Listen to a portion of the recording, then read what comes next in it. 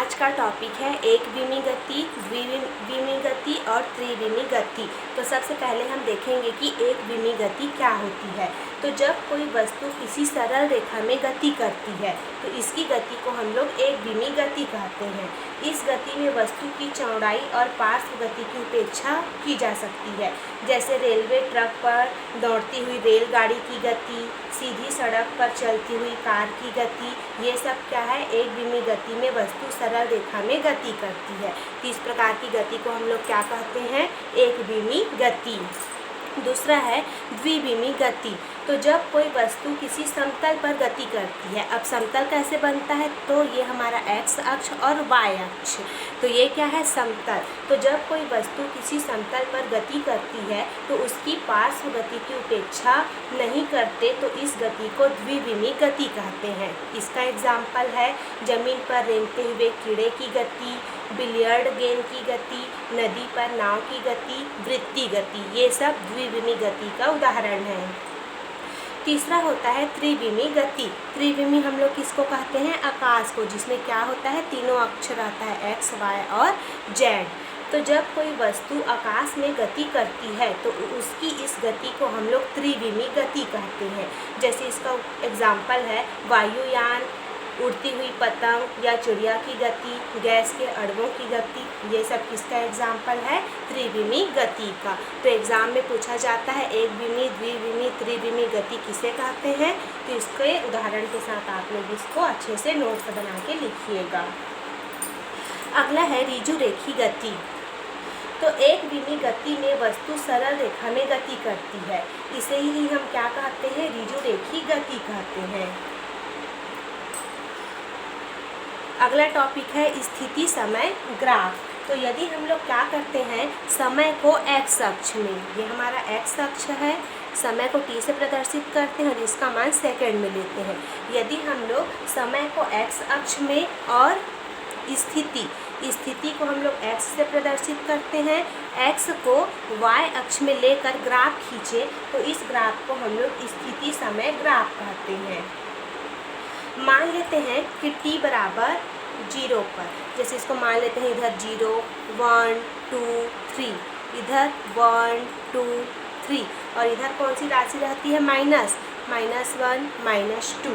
तो यदि हम लोग मान लेते हैं कि t बराबर 0, x बराबर क्या है, -2 और t बराबर हम लोग क्या मान लेते हैं, 1 सेकेंड पर हम लोग क्या करते हैं, x बराबर 2 और t बराबर 2 सेकेंड पर x बराबर 4 मीटर हो तो उसका स्थिति समय ग्राफ हमको कैसे प्राप्त होगा, -2 से स्टार्ट होकर कहाँ तक जाएगा, ये +2 तक। तो इस प्रकार से हमको इसका स्थिति समय ग्राफ प्राप्त होगा।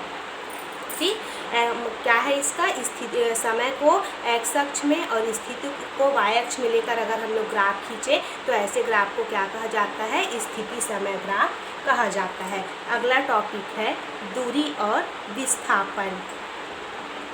तो दूरी और विस्थापन हम लोग किसे कहेंगे, तो सबसे पहले हम देखेंगे कि दूरी क्या होती है। तो दिए गए समय अंतराल में वस्तु के द्वारा तय किए गए पथ की लंबाई को दूरी कहते हैं। ठीक, जैसे मान लेते हैं कि ये क्या है, ए और बी, कोई वस्तु ए से बी तक की लंबाई को तय कर रहा है। तो ये जो पथ की लंबाई को तय कर रहा है इसी को हम लोग क्या कहते हैं, दूरी कहते हैं। और दूरी का मात्रक क्या होता है, मीटर, जिसका संकेत क्या है, स्मॉल m, और इसका विमी सूत्र क्या होता है, m0 l t0। और दूरी कौन सी राशि है, अदिश राशि है। उसी प्रकार से हम देखेंगे विस्थापन। तो एक विशेष दिशा में गतिमान वस्तु के स्थिति परिवर्तन को उसका विस्थापन कहते हैं। जैसे कोई वस्तु ए से बी तक की दूरी तय कर रहा है तो उसकी स्थिति ए से कहाँ पर पहुँच रही है, बी से, तो इसको कहा जाता है विस्थापन।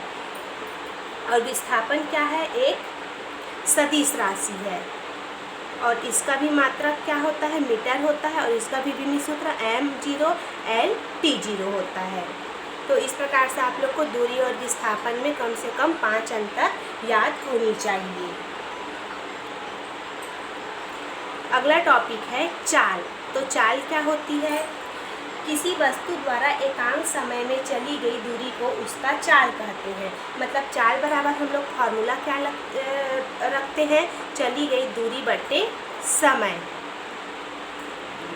और यहाँ पर से इसका मात्रक निकालेंगे तो दूरी का मात्रक मीटर और समय का मात्रक सेकंड, तो चाल का मात्रक क्या हो जाएगा, मीटर प्रति सेकंड। उसी प्रकार से अगर इसका विमीय सूत्र निकालेंगे तो क्या निकलेगा, m0 दूरी के लिए l, समय के लिए t और ऊपर जाएगा -1। ये क्या हो जाएगा, चाल का विमीय सूत्र। और चाल क्या है, एक अदिश राशि है।